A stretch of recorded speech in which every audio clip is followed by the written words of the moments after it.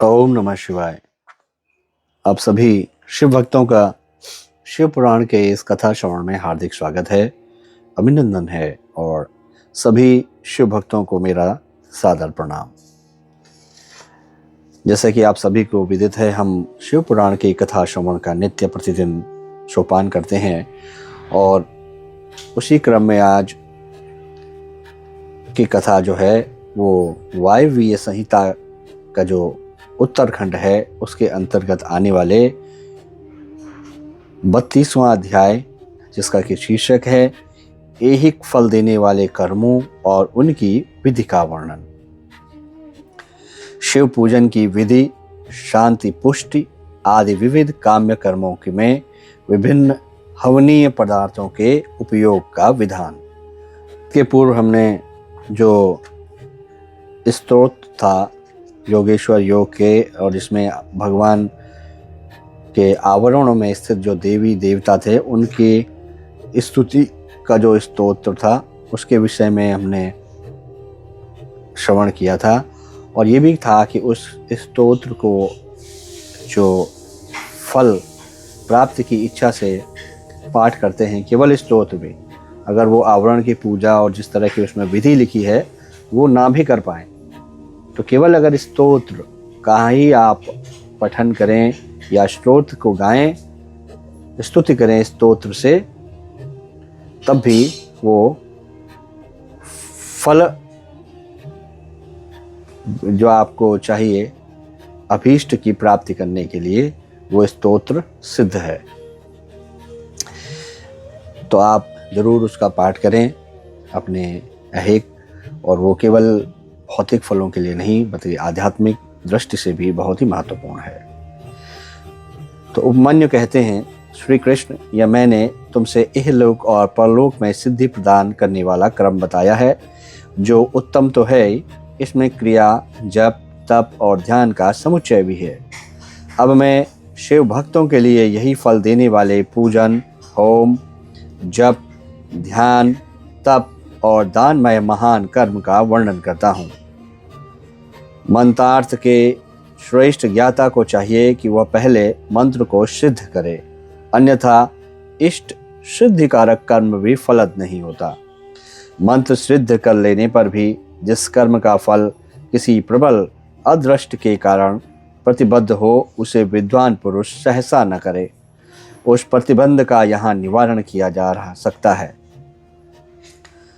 कर्म करने के पहले ही शकुन आदि करके उसकी परीक्षा कर लें और प्रतिबंध का पता लगने पर उसे दूर करने का प्रयत्न करें। जो मनुष्य ऐसा ना करके मोहवश ऐहिक फल देने वाले कर्म का अनुष्ठान करता है, वह उससे फल का भागी नहीं होता और जगत में उपहास का पात्र बनता है। जिस पुरुष को विश्वास न हो वह ऐहिक फल देने वाले कर्म का अनुष्ठान कभी न करे, क्योंकि उसके मन में श्रद्धा नहीं रहती और श्रद्धाहीन पुरुष को उस कर्म का फल नहीं मिलता। क्रिया कर्म निष्फल हो जाए तो भी उसमें देवता का कोई अपराध नहीं है, क्योंकि शास्त्रोक्त विधि से ठीक ठीक कर्म करने वाले पुरुषों को यही फल की प्राप्ति देखी जाती है।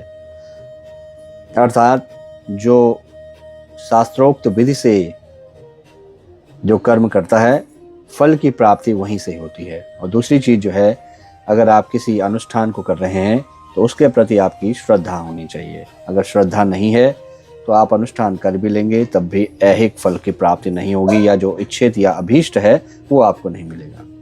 तो किसी भी अनुष्ठान करने से पहले केवल करने के लिए नहीं करना चाहिए, उसमें आपकी श्रद्धा कितनी है अपने मन को ये जांच लेना चाहिए। जिसने मंत्र को सिद्ध कर लिया है, प्रतिबंधक को दूर कर दिया है, मंत्र पर विश्वास रखता है और मन में श्रद्धा से युक्त है, वो साधक कर्म करने पर उसके फल को अवश्य पाता है। उस कर्म के फल की प्राप्ति के लिए ब्रह्मचर्य परायण होना चाहिए। रात में हविष्य भोजन करे, खीर या फल खाकर रहे। हिंसा आदि जो निषिद्ध कर्म हैं उन्हें मन से भी ना करे। सदा अपने शरीर में भस्म लगाए, सुंदर पवित्र वेशभूषा धारण करे और पवित्र रहे। इस प्रकार आचारवान होकर अपने अनुकूल शुभ दिन में पुष्पमाला आदि से अलंकृत पूर्वोक्त लक्षण वाले स्थान में एक हाथ भूमि को गोबर से लीपकर वहां बिछे हुए भद्र आसन पर कमल अंकित करें, जो अपने तेज से प्रकाशमान हो। वह तपाए हुए स्वर्ण के समान रंग वाला हो, उसमें 8 दल हों और केसर भी बना हो। मध्य भाग में वह कर्णिका से युक्त और संपूर्ण रत्नों से अलंकृत हो। उसमें अपने आकार के समान ही नाल होनी चाहिए। वैसे स्वर्ण निर्मित कमल पर सम्यक विधि से मन ही मन अणिमा आदि सब सिद्धियों की भावना करें। फिर उस पर रत्न का, सोने का अथवा स्फटिक मणि का उत्तम लक्षणों से युक्त वेदी सहित शिवलिंग स्थापित करके उसमें विधिपूर्वक पार्षद सहित अविनाशी सांब सदाशिव का आह्वान और पूजन करें। फिर वहाँ साकार भगवान महेश्वर की भावनामयी मूर्ति का निर्माण करें, जिसके 4 भुजाएं और 4 मुख हों। वह सब आभूषणों से विभूषित हो, उसे व्याघ्र चर्म पहनाया गया हो, उसके मुख पर कुछ कुछ हास्य की छटा छा रही हो। उसने अपने 2 हाथों में वरद और अभय की मुद्रा धारण की हो और शेष 2 हाथों में मृग मुद्रा और टंक ले रखे हों, अथवा उपासक की रुचि के अनुसार अष्टभुजा मूर्ति की भावना करनी चाहिए। उस दशा में वह मूर्ति अपने दाहिने 4 हाथों में त्रिशूल, परशु, खड्ग और वज्र लिए हों और बाएं 4 हाथों में पाश, अंकुश, खेट और नाग धारण करती हो। उसकी अंग कांति प्रातः काल के सूर्य की भांति लाल हो और वह अपने प्रत्येक मुख में 3-3 नेत्र धारण करती है। उस मूर्ति का पूर्ववर्ती मुख सौम्य तथा अपनी आकृति के अनुरूप ही कांतिमान है। दक्षिणवर्ती मुख नील मेघ के समान श्याम और देखने में भयंकर है। उत्तरवर्ती मुख मूंगे के समान लाल है और सिर की नीली अलकें उसकी शोभा बढ़ाती हैं। पश्चिमवर्ती मुख पूर्ण चंद्रमा के समान उज्ज्वल, सौम्य तथा चंद्रकलाधारी है। उस शिव मूर्ति के अंक में पराशक्ति माहेश्वरी शिवा आरूढ़ हैं। उनकी अवस्था 16 वर्ष की सी है। वे सबका मन मोहने वाली हैं और महालक्ष्मी के नाम से विख्यात हैं। इसी प्रकार भावनामयी मूर्ति का निर्माण और सकलीकरण करके उनमें मूर्तिमान परम कारण शिव का आह्वान और पूजन करें। वहां स्नान कराने के लिए कपिला गाय के पंचगव्य और पंचामृत का संग्रह करें। विशेषतः चूर्ण और बीज को भी एकत्र करें। फिर पूर्व दिशा में मंडल बनाकर उसे रत्न चूर्ण आदि से अलंकृत करके कमल की कर्णिका में ईशान कलश की स्थापना करें। तत्पश्चात उसके चारों ओर सद्योजात आदि मूर्तियों के कलशों की स्थापना करें। इसके बाद पूर्व आदि 8 दिशाओं में क्रमशः विद्वेश्वर के 8 कलशों की स्थापना करके उन सबको तीर्थ के जल से भर दें और कंठ में सूत लपेट दें। फिर उनके भीतर पवित्र द्रव्य छोड़कर मंत्र और विधि के साथ साड़ी या धोती आदि वस्त्र से उन सब कलशों को चारों ओर से आच्छादित कर लें। तदंतर मंत्रोच्चारण पूर्वक उन सब में मंत्र न्यास करके स्नान का समय आने पर सब प्रकार के मांगलिक शब्दों और वाद्यों के साथ पंचगव्य आदि के द्वारा परमेश्वर शिव को स्नान कराएं। कुशोदक, स्वर्णोदक और रत्नोदक आदि को जो गंध, पुष्प आदि से वासित और मंत्र सिद्ध हों, क्रमशः लेकर मंत्रोच्चारण पूर्वक उनके द्वारा महेश्वर को नहलाएं। फिर गंध, पुष्प और दीप आदि निवेदन करके पूजा कर्म संपन्न करें। आलेपन या उबटन कम से कम 1 पल और अधिक से अधिक 11 पल हो। सुंदर सुवर्णमय और रत्नमय पुष्प अर्पित करें। सुगंधित नीलकमल, नीलकुमुद, अनेकशः, बिल्वपत्र, लाल कमल और श्वेत कमल भी शंभु को चढ़ाएं। काला गुरु के धूप को कपूर, घी और गुग्गल से युक्त करके निवेदन करें। कपिला गाय के घी से युक्त दीपक में कपूर की बत्ती बनाकर रखें और उसे जलाकर देवता के सम्मुख दिखाएं।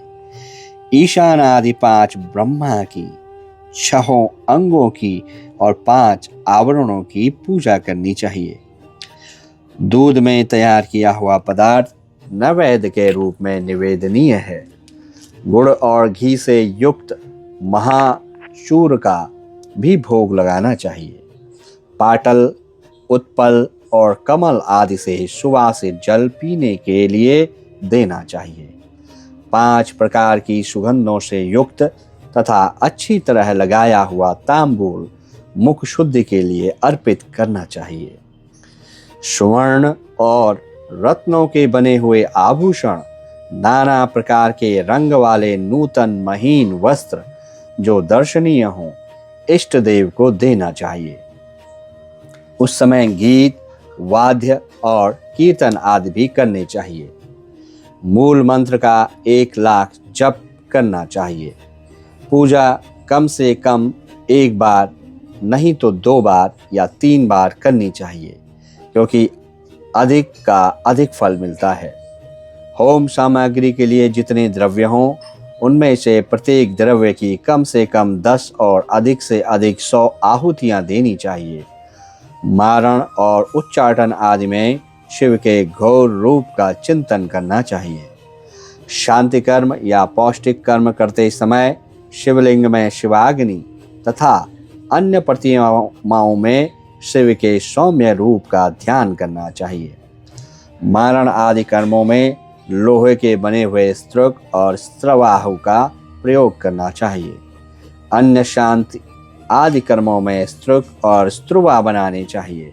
मृत्यु पर विजय पाने के लिए घी, दूध में मिलाई हुई दूर्वा से, मधु से, घृत युक्त चरु से अथवा केवल दूध से भी हवन करना चाहिए तथा रोगों की शांति के लिए तिलों की आहुति देनी। समृद्धि की इच्छा रखने वाले पुरुष महान दरिद्र की शांति के लिए घी, दूध अथवा केवल कमल के फूलों से होम करें। वशीकरण का इच्छुक पुरुष घृत युक्त जाति पुष्प, चमेली या मालती के फूल से हवन करें। द्विज को चाहिए कि वह घृत और करवीर पुष्पों से आहुति देकर आकर्षण का प्रयोग सफल करे। तेल की आहुति से उच्चाटन और मधु की आहुति से स्तंभन कर्म करें। सरसों की आहुति से स्तंभन किया जाता है। बड़ के बीज और तिल की आहुति द्वारा मारण और उच्चाटन करें। नारियल के तेल की आहुति देकर विद्वेषण कर्म करें। रोही के बीज की आहुति देकर बंधन का तथा लाल सरसों से मिले हुए संपूर्ण होम द्रव्यों से सेना स्तंभन का प्रयोग करें। अभिचार कर्म में हस्तचालित यंत्र से तैयार किए गए तेल की आहुति देनी चाहिए। कुटकी की भूसी, कपास की ढौड़ तथा तैल मिश्रित सरसों की भी आहुति दी जा सकती है। दूध की आहुति ज्वर की शांति करने वाले तथा सौभाग्य रूप फल प्रदान करने वाली होती है। मधु, घी और दही को परस्पर मिलाकर इनमें दूध और चावल से अथवा केवल दूध से किया गया होम संपूर्ण सिद्धियों को देने वाला होता है। 7 समिधा आदि से शांतिक अथवा पौष्टिक कर्म भी करें। विशेषतः द्रव्यों द्वारा होम करने पर वश्य और आकर्षण की सिद्धि होती है। बिल्व पत्रों का हवन वशीकरण तथा आकर्षण का साधक और लक्ष्मी की प्राप्ति करने वाला है। साथ ही वह शत्रु पर विजय प्रदान कराता है। शांति कार्य में पलाश और खैर की आदि की संहिताओं का होम करना चाहिए। क्रूरतापूर्ण कर्म में कनेर और आकड़ी संविधाएं होनी चाहिए। लड़ाई झगड़े में कटीले पेड़ों की संविधाओं का हवन करना चाहिए। शांति और पुष्टि कर्म को विशेषतः शांति चित्त पुरुष ही करे। जो निर्दय और क्रोधी हो उसी को अभिचारिक कर्म में प्रवृत्त होना चाहिए, वह भी उस दशा में जबकि दुर्वस्था चरम सीमा को पहुंच गई हो और उसके निवारण का दूसरा कोई उपाय न रह गया हो। आताताई को नष्ट करने के उद्देश्य से अभिचारिक कर्म करना चाहिए। अपने राष्ट्रपति को हानि पहुंचाने के उद्देश्य से अभिचारिक कर्म कदापि नहीं करना चाहिए। यदि कोई आस्तिक, परम धर्मात्मा और माननीय पुरुष हो, उससे यदि कभी आताताईपन का कार्य हो जाए तो भी उसको नष्ट करने के उद्देश्य से अभिचारिक कर्म का प्रयोग नहीं करना चाहिए। जो कोई भी मन, वाणी और क्रिया द्वारा भगवान शिव के आश्रित हो, उसके तथा राष्ट्रपति के उद्देश्य से भी अभिचारिक कर्म करके मनुष्य शीघ्र ही पतित हो जाता है। इसलिए कोई भी पुरुष जो अपने लिए सुख चाहता हो, वो अपने राष्ट्रपालक राजा की तथा शिव भक्त की अभिचार आदि के द्वारा हिंसा न करे। दूसरे किसी के उद्देश्य से भी मारण आदि का प्रयोग करने पर पश्चाताप से युक्त हो प्रायश्चित करना चाहिए। निर्धन या धनवान पुरुष भी बाणलिंग अर्थात नर्मदा से प्रकट हुए शिवलिंग, ऋषियों द्वारा स्थापित लिंग या वैदिक लिंग में भगवान शंकर की पूजा करे। जहाँ ऐसे लिंग का अभाव हो वहाँ स्वर्ण और रत्न के बने हुए शिवलिंग में पूजा करनी चाहिए। यदि स्वर्ण और रत्नों के उपार्जन की शक्ति ना हो तो मन से ही भावनामयी मूर्ति का निर्माण करके मानसिक पूजन करना चाहिए, अथवा प्रतिनिधि द्रव्यों द्वारा शिवलिंग की कल्पना करनी चाहिए। जो किसी अंश में समर्थ और किसी अंश में असमर्थ है, वह भी अपने शक्ति के अनुसार पूजन कर्म करता है तो फल की अवश्य भागी होता है। जहाँ इस कर्म का अनुष्ठान करने पर भी फल नहीं दिखाई देता, वहाँ 2 या 3 बार इसकी आवृत्ति करें। ऐसा करने से सर्वथा फल का दर्शन होगा।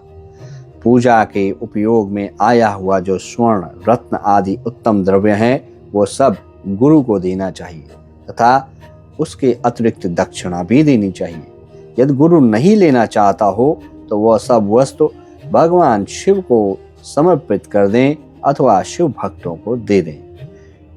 इनके सिवा दूसरों को देने का विधान नहीं है। जो पुरुष गुरु आदि की अपेक्षा न रखकर स्वयं यथाशक्ति पूजा संपन्न करता है, वो भी ऐसा ही आचरण करे। पूजा में चढ़ाई हुई वस्तु स्वयं ना ले। जो मूढ़ लोभवश पूजा के अंगभूत उत्तम द्रव्य को स्वयं ग्रहण कर लेता है, वह अभीष्ट फल को नहीं पाता।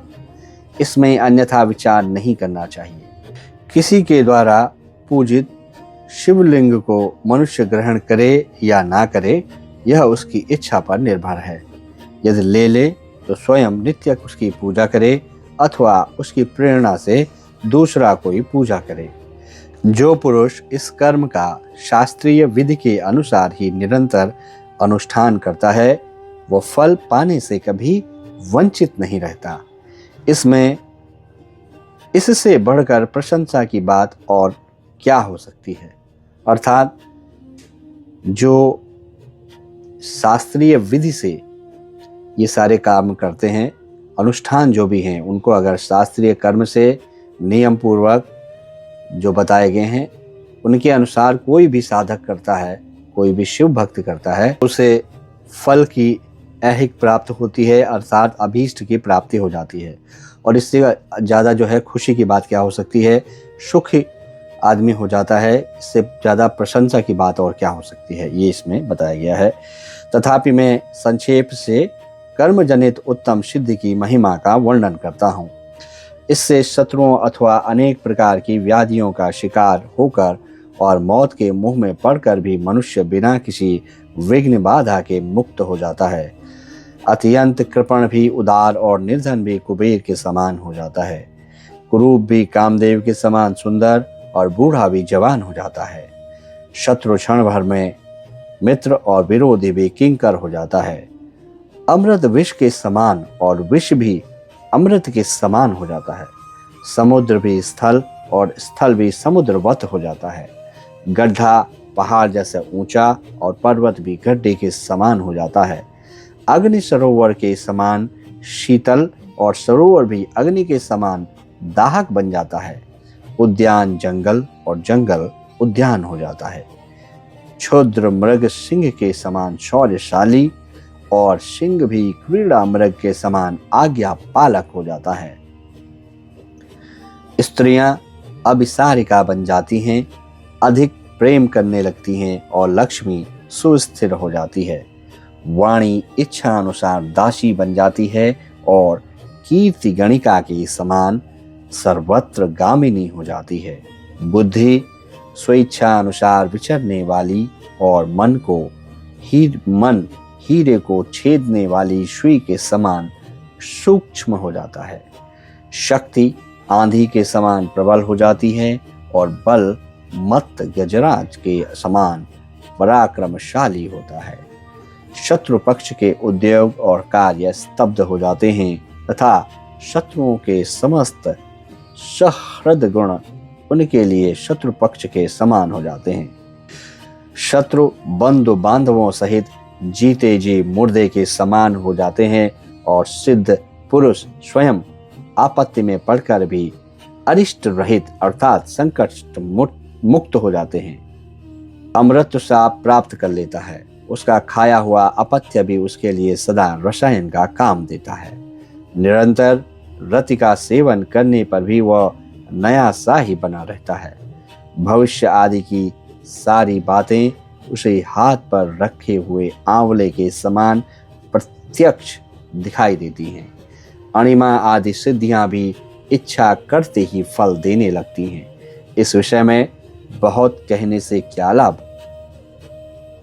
इस कर्म का संपादन कर लेने पर संपूर्ण कामार्थ सिद्धियों में कोई भी ऐसी वस्तु नहीं है जो अलभ्य हो। इस प्रकार ये 32वां अध्याय यहीं पे समाप्त होता है और इसमें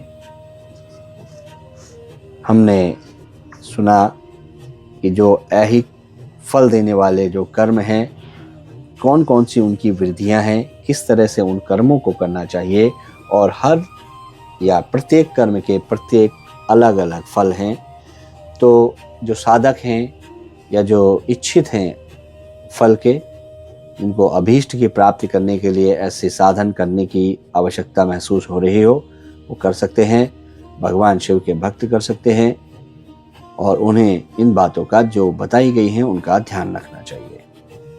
भगवान भोलेनाथ की आज की कथा श्रवण को यहीं पे समाप्त करते हैं।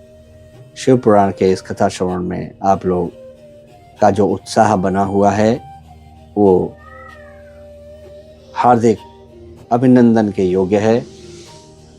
मैं आप लोगों के हृदय से नमस्कार प्रणाम करता हूं और आशा है कि आप स्वयं के ही लोक परलोक को नहीं बल्कि अपने इष्ट मित्रों, संबंधी जनों और कुटुंब जनों के परलोक और लोक को सुधारने का काम करेंगे।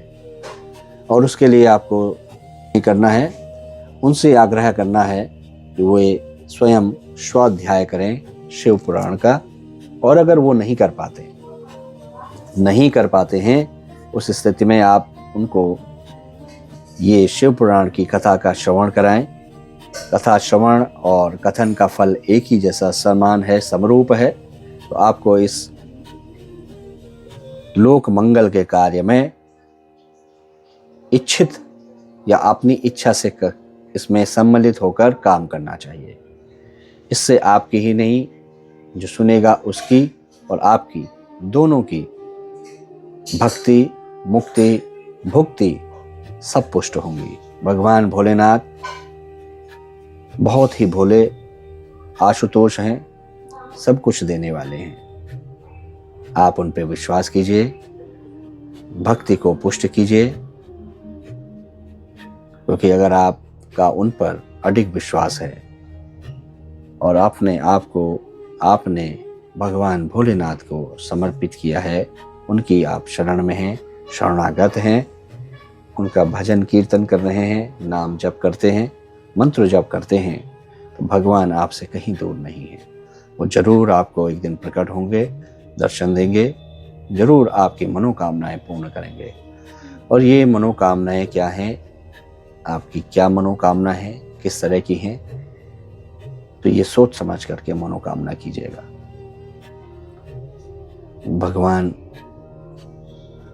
हमेशा तत्पर रहते हैं अपने भक्तों को दर्शन देने के लिए, वो उन पे कृपा दृष्टि डालते रहते हैं। आप भी भगवान की कृपा दृष्टि को ज़्यादा देर तक अपने से रोके मत रहिए, भगवान की भक्ति में लीन हो जाइए। भगवान की भक्ति तन मन धन से समर्पित भाव से करें। आपसे यही सब प्रार्थना है, और अन्यथा बहुत ज़्यादा कहने से क्या लाभ है। सभी बातें यहाँ पे जो बताई गई हैं आप वो करें, भगवान आपका कल्याण करें। आज की कथा के संदर्भ में अपनी वाणी को यहीं पे विराम देता हूँ। भगवान आपकी मंगल करें, भगवान मंगलकारक हैं। हर हर महादेव। ओम नमः शिवाय। जय श्री केदार।